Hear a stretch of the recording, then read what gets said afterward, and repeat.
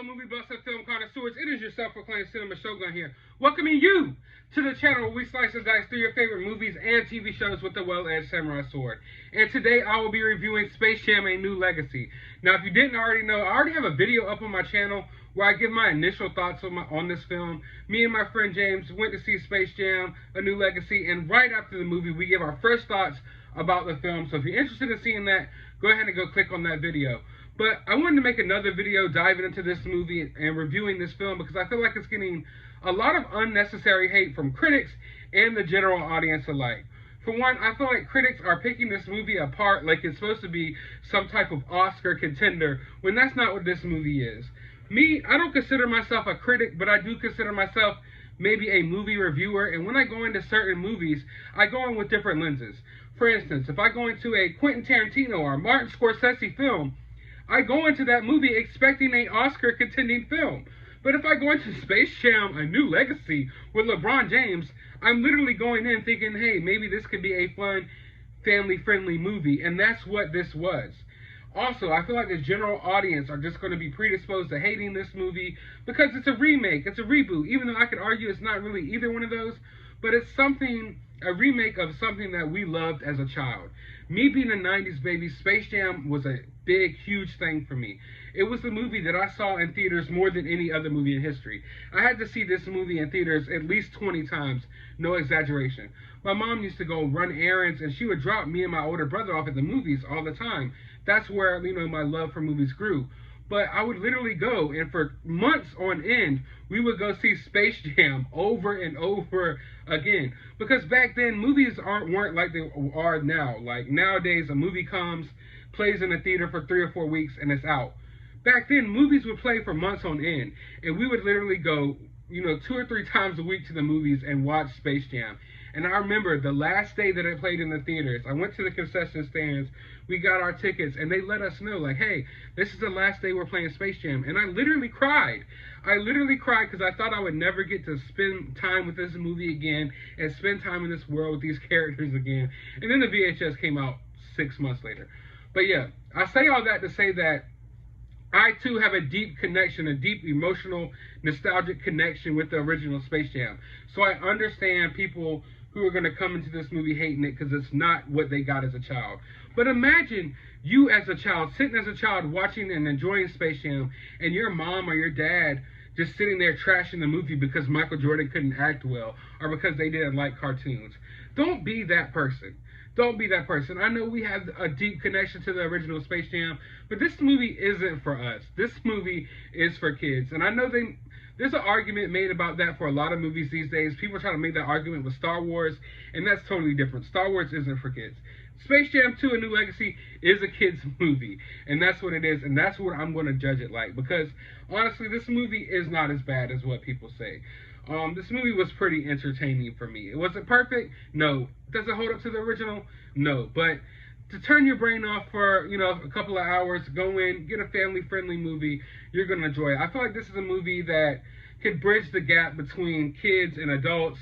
If you're an adult who's familiar with the first one, you're going to want to go in this movie for nostalgic purposes.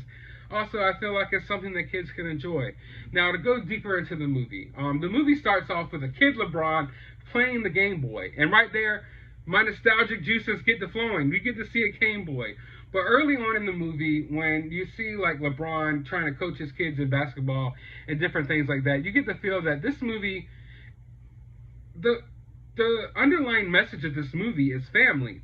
Yes, I'm sure Vin Diesel will be ecstatic about that.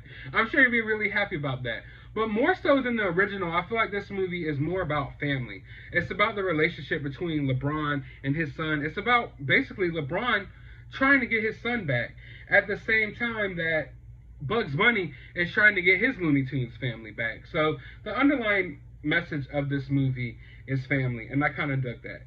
The animation in this movie I thought was on point.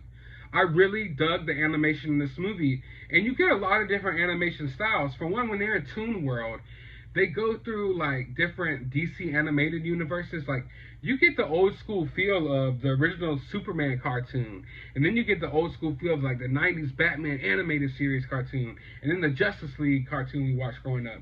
So it goes through the animated world, and you get all these different toon styles. And also, I feel like the marketing for this movie kind of misrepresents this movie, because a lot of the criticism I feel like people had for this movie before they even watched it is that it's another CG 3D animated film, which it's not. For the majority of this film, it is 2D animation, and actually beautiful 2D animation. It's not until the final act of the film, really, when you get the 3D animated Looney Tunes. And when you do, they actually do look really good. I would argue that these animated Looney Tunes look better in this movie than a lot of the CGI creatures that you get in other films. So I thought they looked good. The animation in this movie was totally on point. If you're someone who likes animation and you like cartoons, you're going to like this movie, because you get a lot of different animation in this film. Also, the villain. I thought the villain was clever. Algae Rhythm. And to be honest with you, as a YouTuber, as all YouTubers know, the algorithm is our main villain. That is our arch nemesis. So right away, I kind of connected with the villain of this movie being the algorithm, because that's my villain. The people that I have to fight against to make sure that you see this video, that's the algorithm. So yeah, I definitely dug that. I felt like Don Cheadle did a perfectly good job. He didn't overact. He didn't come there too serious. You could tell that Don Cheadle had fun with this movie as well. He didn't dial it in. I wouldn't say that he dialed it in, but he dumbed it down a little bit and made it enjoyable. He was a quirky, fun little villain, and I thought he did a wonderful job. The pop culture references throughout this movie. A lot of people, I've seen criticism that they felt like they're forced, but honestly, I felt like they worked them into the movie very well. Early on in the movie, you realize that Bugs Bunny is by himself in Toon World. All the other Looney Tunes have gone throughout the Warner Brothers, universe, and have found homes elsewhere. So when he goes to assemble the team or reassemble the team, you're going into movies like Mad Max Fury Road, and there's Roadrunner and the Wile E. Coyote. I thought that was amazing. Then you go into like the Matrix realm, and you have the Granny and Speedy Gonzalez chilling in the Matrix world. You have Elmer Fudd, and he's literally Mini-Me and Austin Powers now. I thought all of that was funny. I didn't feel like it was forced. I felt like they found a good way to incorporate their other Warner Brothers properties into this movie. And speaking of Elmer Fudd, I was excited when I saw Elmer Fudd and I saw Yosemite Sam and I saw Speedy Gonzalez, because I honestly didn't think they were going to be in this movie. I don't know if you know, and I don't want to dive into it too much, but there's been a lot of Looney Tunes drama this year. There has been some canceled Looney Tunes, so you don't get any Pepe Le Pew. And I know that Looney Tunes has been moving away from like the characters with guns, but you get those characters in this movie, so I was happy with that. I was going to be totally upset if they totally try to ignore all of those characters, which they didn't in this movie. But yeah, I felt like they worked in the pop culture references pretty nice. At the end of the movie, you see King Kong, It, the Penguin from Batman Returns. You see all these crazy different Warner Brothers characters, but they don't really play a part in the film. So it's not needless references. They're just the crowd of the basketball game. And honestly, it all makes sense. It all makes sense. They're not just there for no reason. You're inside of this algorithm who's trying to create almost a new streaming service, basically. So of course you're going to have all these different Warner Brothers properties. A lot of this movie made more sense than you could imagine. Like, it all, even though it's kind of out there, it all adds up. I could find more plot holes in most of these big budget MCU movies than I could find in this Space Jam movie. Now, I can understand that you didn't like the movie, and maybe you hated it. That's okay. But when you critique it, be honest with yourself. There's not really any plot holes in this movie. Even though some things are outlandish, it all makes sense in the world that they set up with the story they tell. So I felt like they did a good job of blending all that together. I'm not a fan of modern day movies where I feel like modern day movies are always about technology and computers and cell phones, and that takes the charm out of movies. Imagine the Goonies with cell phones. You wouldn't want to watch that movie. And I feel like kids' movies these days, they try to go so like gamey, virtual with the movies. You know what I'm saying? But I felt like this movie handled it better than most. This movie handled the technology, cyberspace, virtual reality aspect better than most movies does. This movie was actually more Tronish than Space Jam. But all the pop culture references, they're there, but they don't play a big part in the film. They don't overshadow the film. And I felt like they fit into the film pretty well. Also, I felt like this film was pretty humorous.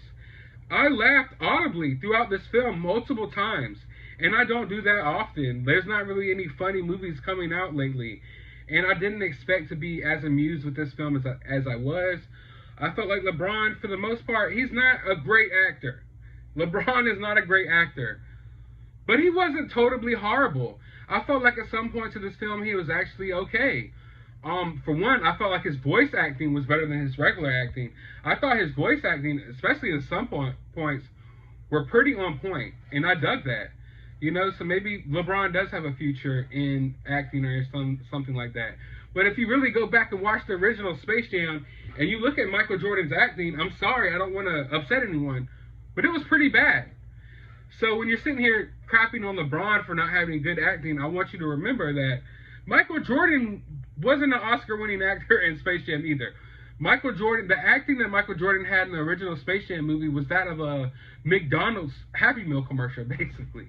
And I'm not saying that to crap on the first film. I love the first film. And I'm not saying that to say that LeBron's acting is any better.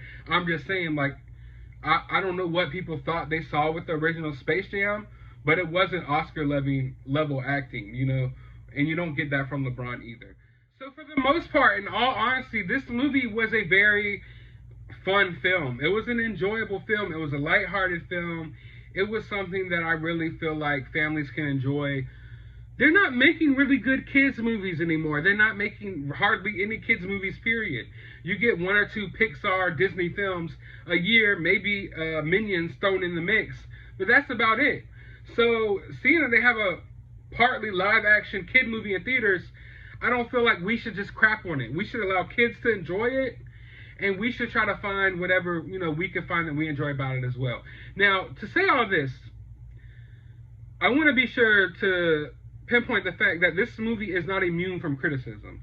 I don't want people to think that I'm saying, oh, this is a kid's movie, so you can't judge it at all. That is not the fact. You could judge this movie. I'm just saying you can't pick apart this movie the way you do other films. And I feel like that's where we're at in today's culture. If the original Space Jam came out today, it would be totally destroyed. It would be picked apart, memed out. It would not be the cultural phenomenon that it was. And that's where we're at in the current climate. People don't go to movies half the time anymore to enjoy them. I feel like people half the time go to movies to hate them. People go to movies to make fun of them. Or how many YouTube videos can I make making fun of this movie? How many memes can I make for Instagram and Twitter? That's how I feel like a lot of people go into movies nowadays. They go into movies trying to hate them, whereas I go into movies trying to like them, and that doesn't mean I like everything. If you know from this channel, I hate a lot of stuff, and I do not hate this movie. I felt like this movie was fun. It was cool for what it was. Turn your brain off. Go watch this movie with your family. Don't listen to the critics, because they're unnecessarily crapping on this movie, because it's a movie that is made for 10-year-olds, and you have 40-year-old men sitting online critiquing it like, who knows. But talking about critiques, I do want to critique this film a little bit more. I want to dive into what I didn't like about this film. Throughout the first part of this review, I've talked about what I liked about this film. In my other video, I focused on what I liked about this film. But for a second, I want to focus on what I don't like about this film. The main problem that I have with this film is that I feel like it's not basketball-ish. Whereas the first Space Jam, it was all about basketball. It was focused on basketball, real basketball. And this movie, I feel like, is more of a video game. You could hardly call it Space Jam because the game they play at the end is hardly basketball. Now, don't get me wrong. I know the first Space Jam had a lot of cartoony, different things happening in the basketball game. And that's totally cool. But this, it didn't even resemble a regular basketball game. I think one character dunked the ball and got like 1,000 points. And it's just like, wait, what? And it's just all types of stuff going on. So it's not like a traditional basketball game is going on. It's more of a video game rendition of a basketball game, and I totally didn't like that. Space Jam, I wanted to stick to more of a traditional basketball game, but I understand that the reason it didn't kind of goes with the plot line of the movie, whereas LeBron's kid has a love for basketball, but he has a love for basketball in a different way. He wants to create a basketball video game with style points, different things like that, whereas LeBron James wants to stick to the fundamentals. Now, I feel like this movie would have been better if it stuck to the basketball fundamentals a little bit more, because Space Jam is that. It is basketball. And this movie was hardly basketball. The end, the whatever game they played at the end was not basketball. So that was one of my main issues with the film. Another issue I have with the film was the villains, the Goon Squad. They in no way, shape, or form, in my opinion, hold up to the Monstars. The Monstars were awesome. I felt like they had a lot more build-up in the Space Jam movie than the villains here. I felt like you don't know who LeBron's really going up against other than Don Cheadle until the last act of the movie. You get introduced to, oh, here's the Goon Squad, and I don't have any type of connection with them. You don't get to spend any time with them. Whereas I felt like with the first movie, they built up the Monstars throughout the movie, although they might have not have had a big backstory or anything like that and a whole shit ton of character development. They were there. They were set up throughout the film, and by the time you got to the end, you were familiar with the characters, and you might have been rooting against them, but you were familiar with who they were, and it meant something when the Looney Tunes and LeBron went up against them. Whereas this movie, it's like, all right, LeBron's been sitting here with the Looney Tunes this whole time, and then these other Goon Squad get created 5 minutes before the match, and you don't have any emotional connection with them, and I just feel like the characters overall were kind of lame in a way, and they were almost made in a way to go totally against basketball. You have a spider, a water person, and all this stuff running around the court, and they do non-basketball-like things. So that's my main issues with the film. Like, if I'm going to sit here and really critique it and give you my main problems with this film, it would be that. Also, I feel like, going back to even my first point, LeBron forms this team. He goes around trying to form the Toon Squad, but he doesn't really teach them basketball. In the original movie, Michael Jordan is trying to teach these Looney Tunes basketball. It's all about basketball. And in here, it's like basketball is almost like a second thought until the end of the movie. And I didn't appreciate that, Also, another critique, this might even be my main critique, is that the movie lacks the heart and soul of the original, and it's not the movie's fault. And I touched on this a little bit in my other video, but the 90s were special. The 90s meant something. The 90s had a lot of heart and soul, a lot of culture. And the first Space Jam was a reflection of the 90s. It's almost like one of the most iconic 90s kids movies, because if you think of the 90s, you could if you just take everything 90s and you ball it up into a ball, it would be a Space Jam basketball, And the music and everything, it was a cultural phenomenon. It was more than a movie. You go to the stores, there's nothing but Space Jam toys. You go to McDonald's, there's Space Jam Happy Meals. You turn on the radio, it's a Space Jam song. You go to the movies, it's Space Jam. You turn on and watch sports, there's Michael Jordan. It was a big cultural phenomenon, whereas this movie almost feels like it's going to be an afterthought. Like, people aren't going to remember this movie 2 months from now. It's not a classic. It doesn't have that feel. And it's not necessarily the movie's fault. It's a sign of the times. The times right now are bad. Times right now aren't the way they were in the 90s as far as culturally goes. There's a culture war happening right now as we speak. And also, I just feel like culture is moving so fast. Whereas, like, you had a certain style with the 90s. You have a certain style with the 80s, with the 70s, with the 60s. You can see things from the 90s and automatically know that's 90s or that's 80s. You can see the way people dress and know, oh, that's 90s dress, that's 80s fashion. Whereas now it's like things move so fast that we don't have a specific culture, I feel like, in a way. And that's partly due to the internet. And I felt like this movie definitely suffers from that, because it's not a cultural phenomenon. It's a movie that was thrown on a streaming service that will have no cultural impact, that won't have really a pop culture impact as well, and I feel like it will be easily forgotten. And that's not to say that the movie's trash, but I feel like that's also more of a sign of the times, where things just aren't the same. Movies don't have the same impact that they used to, and the music sucks. This movie could have benefited if it tried to do a little bit more of what the original Space Jam did. And I know that people might have a problem with that statement, but honestly, this movie, isn't really a reboot or a part 2 or a remake. It doesn't really acknowledge that the first one even happened. It makes a few jokes that it happened, but it's not like a sequel. It's also not a reboot. It's just its own movie. But I felt like it could have been better if it tried to, I don't want to say pay homage to the first one, but if it took some of the key aspects of the first movie and tied it into this movie. And the key aspect, one of the number one things about the original movie was the soundtrack. It had one of the best movie soundtracks of all time. Some great hits, and I mean, this movie had no music. There was like no music going on throughout the movie. I think they played like Little Baby at the end or something, and it was garbage. It was total garbage. And I just felt like this movie almost felt rushed. For a movie that we've been hearing was going to happen for so long. We felt like we've been hearing about Space Jam 2 rumors for decades. And we finally get it, and it felt like it was somewhat rushed. Like, you should have spent more time on the soundtrack and things like that. Make it more of a cultural thing when you bring out this movie. Don't just, hey, Space Jam 2's out, I'm going to slap it on HBO Max, go watch it, and then it's just over. You totally missed what Space Jam was. And that's where I feel like a lot of people have a problem with this movie. I don't feel like that's necessarily the problem that critics have with this film, but the general audience, that's the problem they have with this movie, and I have a problem with that as well. So yeah, overall, it's a fine film. It's a fun film, but it definitely lacks the heart and soul of the original. But I want to know what you all think about this movie. I'm really interested because there's a lot of mixed reviews online. So I want to know who hated it, who loved it. Let me know down in the comments below. While you're down there, hit that thumbs up button, hit that subscribe button, and as always, I want you to find some time out of your day to go watch a movie. Particularly, go watch this Space Jam and then watch the original Space Jam, and then tell me in the comments below who acted better, Michael Jordan or LeBron James.